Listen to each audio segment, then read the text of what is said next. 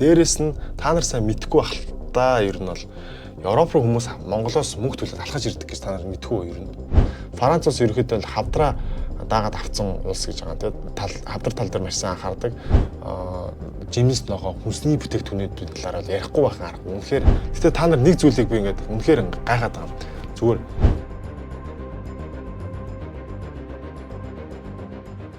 за юун түрүүнд Франц улсын талаар жоохон муулсан. За жоохон гэж юу нилээ муухай ярьсан юм шиг үлээ. Тэгж муухай ярьж муухай сэтгэл төрүүлсэн бол та бүхнээсээ хүнээ хөлзөлөгчөө. За тэгээ мэдээж Франц улсад одоо аль олон жилийн өмнө ирээд ажил амьдралаад тохинуулаад ер нь бол үр хөвгүүд нэмчээ одоо бүгд сурж боловсроод амжилттай явж байгаа хүмүүс бол маш олон байгаа. Сүүлийн үед ирж байгаа хүмүүс дунд ч гэсэн одоо энд бичиг баримтаа маш хурдан хугацаанд аваад ажлын байран дээр хурдан гараад ер нь мөнгө төрөхтөөгөө зоолгоод тэгж байгаа хүмүүс байгаа. Хил усаа сүулт ирсэн мөртлөө хил усаа хурдан сураад ажил төрөлд орсон хүмүүс ч гэсэн янз бүрээр байгаа. За тэгээд миний хувьд гэх юм бол би зүгээр өөрийнхөө яг энэ анх ирж исэн одоо тийм практик дээр тулгуурлаж өөр бусад хүмүүсийг бити тгээсэй гэсэн сэрвэжлүүлэг өгч байгаа. Дээрээс нь та нар сайн мэдхгүй байх та ер нь бол Европ руу хүмүүс Монголоос мөнгө төлөд алхаж ирдэг гэж та нар мэдхгүй юу ер нь. Зарим хүмүүст үнэхээр мэддгүй юм шиг. Би анх өөрөө энд ирчээд тэгээд би болохоор өөрөө маш гоё төсөөлөлтөд ирж исэн. За ерөөхдөө бол Европт ер нь бол за баг ядуу хүн байдаг баха тий ядуу хүн гэж юусоо байдаг бах. За Европт ч болцтой амьдралаа гоё ойлгондоо гэж иржсэн. Тэгсэн чинь бодит бодлоо өөр байсан тий. За энийг бол яриад яах вэ? За тэгэнгუთ би нэг зүйлийг сонсоод гайхчихсан. Хүмүүс Монголоос Европ руу гарахын тулд алхаж ирдэг гэдгийг сонсоод би бүр гайхаад. Гэхдээ нэрээ ингэж алхаж ирэх юм бүр ингэж алхах нь гэсэн чинь тийм гэж байгаа байхгүй. Тэ бүр гэж ямар амир юм бэ. Тэгээ яасан гэсэн чинь хүүхдээ тэрврээд те гол ус гатлаад ирдэг гэд. Тиймэрхүү зүйлүүдийг үзэж хүмүүсэнд ирдэм аа. Тэгээд ирчээд ирснийгаа дараа одоо амьдралаа гоё болгоно гэж бодоод ирсэн. Дахиад тэр хүмүүс дахиад зовлонгууд нэмэгддэг байхгүй юу? Гэтэ та нар нэг зүйлийг би ингээд үнэхээр гайхаад байгаа. Зүгээр эх орноо гоё магтаад эх орн маань сайхан шүү. Эх орн маань ингээд боломжуудаа ингээд харах юм бол эх орнд зөндөө олон нөөц бололцоо байгаа шүү гэдгийг ингээд хэлэхэд яагаад тэрэн дээр ингэж уурлаад байгааг нь би ингээд гайхаад байгаа. Тэр хүмүүс яагаад энэ улс их орноо хар нийгмээ хармаар гэдэг. Яг гоо хэцүү асуудлууд зөндөө байгаа л да тийм ээ. Тэгтэл ярианы агуулгыг та нар ойлгож байгаа үстэй. Эх орн гэдэг бол хүний эх орн. Ер нь эх орноо хүн өөр хаа нэг газар муулж доош нь хийж тэгж болохгүй үстэй. За тэгээ яг ингээд нэг юм өөр өнцгөөс нэг сэдв гаргаж ирээд ингээд ярихаар шууд нөө нэг яг тэр тархин тасаагүй юм мэдхгүй. Яагаад тэгээд идэв. Угаасаа нэг орн чинь болохгүй бүтэхгүй байх те. Ингэ чинь тэгж нэг гэж байгаа байхгүй. За тэгээд Франц улсын талаар би өнөөдөр жоохон давуу талуудын талаар ярих гэж бодож байна. Франц улсад бол монголчуудын хувьд гэх юм бол маш олон захирлууд байгаа. Маш олон ресторанууд нээсэн. Одоо сушиг бол ерөнхийдөө Шведд байгаа монголчууд бадсан. Одоо Францд байгаа монголчууд бүгд ер сушиг бадсан. Тэгээд сушиг ажиллаж байгаа монголчууд маш олон захирлууд байна. Дээрээс нь маш олон монгол хүмүүсийг доороо ажиллуулж байгаа. Тийм ажил олгогч нар болоод байна. За тэгээд бизнесийн салбар дээр ч гэсэн одоо худалдаа бизнес 8-ны тал дээр ч гэсэн тийм амжилттай явж байгаа залуучууд байна. За тэр дундаа одоо сая еврогийн тийм стартап тийм одоо юу гэж хэлэх юм бэ? Стартап тийм технологийн компанид ажилладаг монгол охины талаар сонсч ирсэн. За энд ихтэй сургуулиудаа төгссөн бас маш мундаг олон охид залуучууд байна. За энд анх оюутнаар ирээд за эндээ ингээд суурьшаад ажил дээрээ үнэхээр карьераа олцсон монгол тийм залуучууд байна. Тэр хүмүүстэй ингээд ерөөхдөө тэр хүмүүсийг бас ингээд гаргаж ирээ ярилцъя инээ тэрэ гэж болно л доо. Гэхдээ өөртөө бас хүсдэг юм байлээ. Тэгээд ингээд би бол яг үнэндээ тэр бичлэгэн дээр ингээ өөрөө гараад энэ амьдрал энэ дээр хэцүү юмтэй ийм тийм одоо хүмүүс юу гэж харааж ярьсан хамаагүй. Би бол тэндээ үнэхээр ерөөсө харамсахгүй байна. Яагаад вэ гэх юм бол над дээр чатаар хүмүүс орж ирдэг. Наача очи амьдрий. Наачаач ингээд би очимоор байна. Монголд үнэхээр хэцүү байна гэдэг. Би тэгэхээр уушлаарай. Энд бол тийм байхгүй гэдэг. Над дээр бас ингээд гэр бүл 2-3 гэр бүл ирж исэн. Тэгээд яриаг ингээд сонсоход Солонгост ажиллаж агаад ажилласан мөнгөөр байр аваад тэгээ байжсэн чи энд байсан нэг найз нь ч юм уу хамаатан хүн Европ гоё байна те чи хүрээдэр гээд дуудчихдаг. Тэгвэл тэр хүмүүс нь Солонгост ажиллаж зовсон мөнгөөр байр машина худалдаж авангуудаа буцааж Европ руу харахад тэрийгэ зараад ирж байгаа байхгүй. Тэгээ энийг л хэлээд байгаа. Энийг л хэлээд байгаа байхгүй. Тэгээ тэр хүмүүс ирээд бүр яг бодит байдлыг нэгээд харж байгаа байхгүй. За тэгэд үнэхээр Монголд тэ таны амь насанд заналт хийсэн улс төрийн ямарваа нэг холбоотой тийм асуудалтай байх юм бол Франц улс бол таныг хамгаалалтанд авах нь. Тэр бол байж болох асуудал. А үнэхээр худлаагаасаа хуурамчаар тиймэрхүү одоо монголчууд үлгэр гэж ярьдаг тийм үлгэр зохиогоод би ингээ монгол цол орчлохгүй гэсэн тийм цагаачтай үлгэр зохиох юм бол үнэхээр уушлаараа энд байгаа хүмүүс тэнэг хүмүүс биш юусоо хүлээж авдаг байхгүй юу. Энэ бүхнийг л өөрчлөсөн зэрэг та зүгээр энийг ингээ сонсонгуудаа зүгээр л жоо анализ хийгээд үнэхээр энд ирээд ингээд амьдралтын чинь ер нь зүг чиг за ер нь Европт л юм байна гэдээ бодсон бол таныг бол хинч үүсэхгүй. Юусоо үүсэх юм юусоо байхгүй. А зүгээр л өөр бус одоо би юм шүү дээ анх хэрвээ иймэрхүү мэдээлэл сонссон бол би нааш ирэхгүй байхгүй юу яг үнэндээ өөр Азийн орнууд руу ч юм уу ингэж явах байсан би яг Европод ингээд болон бүтэн ингээд энэ талаас иж тарих угаалт бол маш сайн явагдсан за тэгээд за тэр мэрч яг миний тэр өнгөрсөн тэр баларсан хувийн асуудлууд за иймэрхүү зүйлүүдийг анхааруулж эхлээд байгаа маа манайх энийг зүгээр ойлгоорой эх орн чинь сайхан шүү эх орондоо бүүнөрөө боломжоо хараад гоё амьдрий эх орондоо бүүнөрөө бай ямар их олон залуучууд ажиллах хүч гадагшаа гарч байгааг та бүхэн мэдж байгаа шүү дээ. Тэгээд тэрийг л хэлээд байгаа байхгүй юу? Бүүнөр их орондоо.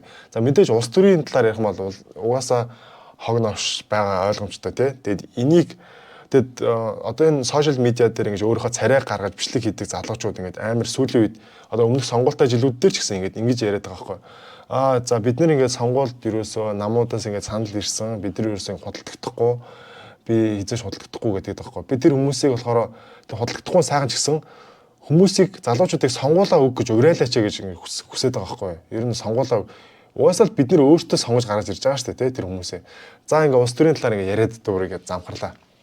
За өнөөдөр бүгд Франц улсын талаар газ сайн даваа талуудыг гоё ярьчих. Франц улсад нэг номерын хамгийн чухал асуудал гэх юм бол хүүхдийн аюулгүй байдлын тал дээр бол маш сайн. Ер нь бол мэдээж хэрэгүүд гардаг. Гэхдээ маш цөөхөн хэрэгүүд гардаг.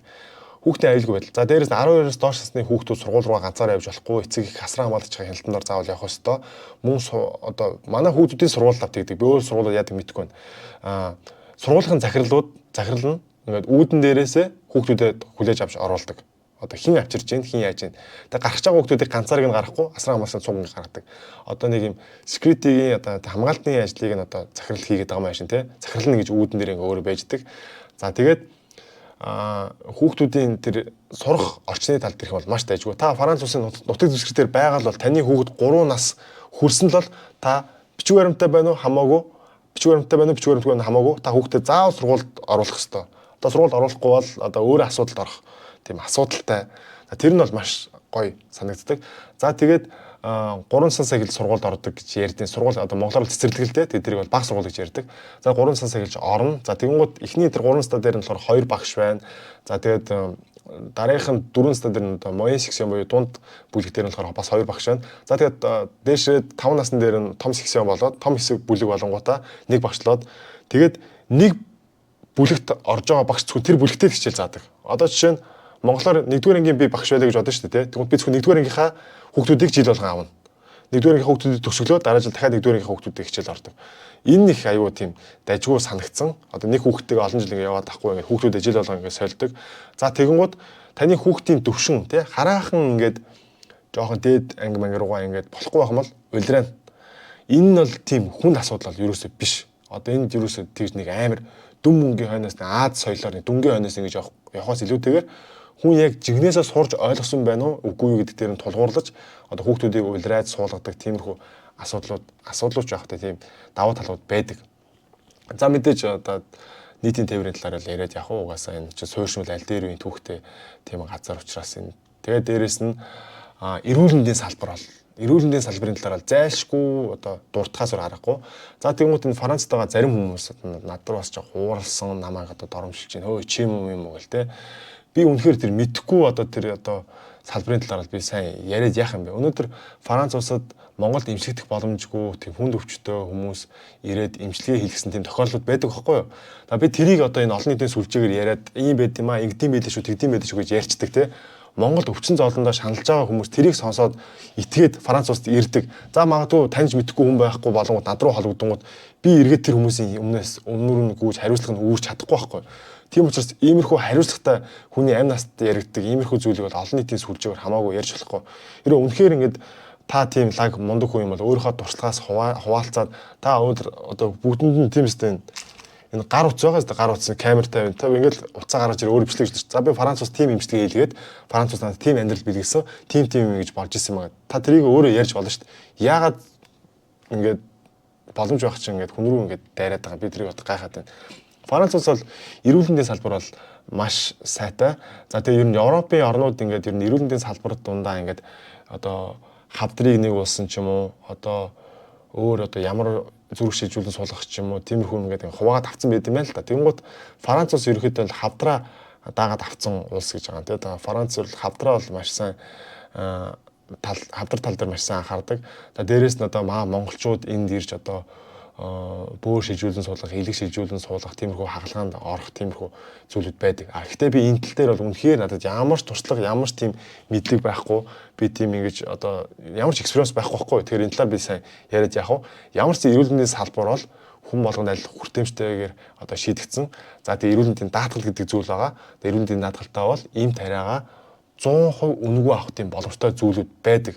Зарим тусгай юмнууд бол мэдээс 70%, 50% хөнгөлөгддөг. За энэ даатгалын систем нь бол үнэхээр Франц улсаа супер заяа. Үнэхээр гайхалтай. Энийг бол ярихаас өөр арга байхгүй. За мэдээж тэгээд аялал жуулчлалын талаар бол угаасаа хүн болгон мэдэн шүү дээ, тий. Үнэхээр гайхалтай аялал жуулчлалын түүхийн олон үзэгүүд, үйлчлэгнүүд нь ч Франц улсад байдаг. За Франц улс өөрөө орлогын маш олон их үүсвэртэй. Дээрээс нь далаад гарцтай улс болохоор одоо далайн одоо логистикийн тийм далайн тээвэр хийгээ явчих чинь. За тэгвэл Европын аягүй төв хэсэгт байдаг учраас хааш хаашаа ингээд логистикт ингээд Евро-Аз руу ингээд юмудаа ингээд гаргаж болж чинь тийм ээ. За тэгээд хамгийн чухал зүйлүүдийн нэг бол аж үйлдвэр, хөдөө аж ахуйн салбар бол маш сайтай. Францын одоо жимс ногоо хүнсний бүтээгдэхүүнүүдийн талаар бол ярихгүй байхын арга. Үнэхээр сайн, гоё хүнсний ногоонуудтай. За тэгээд газар тариалангийн салбар нь бол үнэхээр яалчгүй би бодоод үзсэн чи яалчгүй цаг агаарын таатай бүст байдаг юм байл. Үнэхээр яг Францыг ийм уур амьсгалтай газар манай Монгол тариалан тарьдаг хүмүүс хинж бай. Зүгээр үнэхээр боломжтой заяа. Монголын эрсдэс уур амьсгал дээр тариа тарьж ингэж 4 жилдээ нэг код ургацаа одоо автаа бас нэг юу вэ? Би сонсон чинь баг 50% ургацаа авч чадвал их юм чинь үү? Тийм байдаг гэж байгаа байхгүй. Франц тэнгууд цаг уур нь ингээ байнгын л бороотой. Ер нь тийм чиглэг, үнэхээр чиглэг заяа. Тийм болохоор ингээд энэ ургалт нь аюул сайн нөлөөлт юм шиг байна. Тэгэд иймэрхүү давуу талууд байна. За дээрэс нь цагдаа сэргийлэхийн асуудлууд байна. Цагдаа нар бол надад бол үнэхээр бүр бахархалтай одоо ер нь үнэхээр гайхалтай санагддаг. Яг ийм таны яг бичиг баримттай баримтгүй байна хамаагүй шалтгаалаад яг гол процесс яг үнэн бодиттой зүйл нь хэний зөв буруу вэ гэдгийг яг маш сайн шалгаж чаддаг. Зарим нэг цагдаа нар бол мэдээж те олон дунд ингэ байгаа шүү дээ. Нэг улаан цай жоо арьс өнгөний тиймэрхүү юмуд ажиглагддаг л да. Тэр мэрч яавал. Гэтэл ер нь системээрээ дайжгүй. Цагдаагийн асуудлууд бол цагдаагийн тал дээр бол гайгүй. За тэгээд эрүүл мэндийн салбарт нэмж дурдж хэлэхэд бол мэдээж манай том хүүхэд нь Монголд төрж исэн. За тэгээд энд манай хоёр хүүхэд маань төрсөн. Тэнгэр газар шиг зүйл бол мэдээж ажиллагдсан. Яалчгүй тэрийг бол одоо ярихын одоо хүн болгон баг ойлгож байгаа. За тэгээд сул тал нь гэх юм бол бичиг баримтны тал дээр бол маш ядаргаатай, удаан процесс маш удаан явагддаг. Шатандаа төрийн албаны хүн суртлууд бол ингээд байдаг. Тиймэрхүү зүйлүүд байдаг. За тэгээд бичлэгээ ерөөхдөө одоо ингээд дуусгая. За тэгээд Францад ажиллаж амьдарч байгаа нийт монголчуудаа ажил хөдөлмөрийн амжилт хүсье. За тэгээд ер нь Францад амьдарч байгаа хүмүүсийг одоо маасаар нь ингэж нэг юм одоо нэг сонин ойлгоод байдаг. Энэ ойлголт бол одоо өнгөрсөн. За одоо тэр хуучин хэцүү цаг үед бол байсан.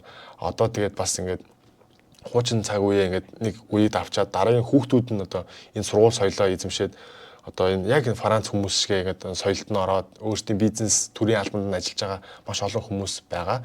Тийм учраас Францад л амьдарч байгаа л бол тийм ийм гэсэн тийм ойлголт байхгүй шүү. Тэгэхээр энэ бол энэ мэдээллийг нь харьцангуй баланслаж ойлгохын тулд энэ бичлэгийг ингээд та бүхэндээ хийж байгаа шүү. За тэгээ би зөв өөр дээрээ тохиолдсон зүйлийг л ярьж байгаа. Францад одоогийн байдлаар л ирээд хэрэггүй. Нөхцөл байдал бол хүнд байна. Цагаас нарыг бол авахгүй. Тэр нь Монголоос бол цагаас нарыг авна. Гэхдээ нэх асуудал шийдэж биш баримтын нөгөө за миний хөш ажиллаа амжилт хүсье гэж шийдэж гарахгүй.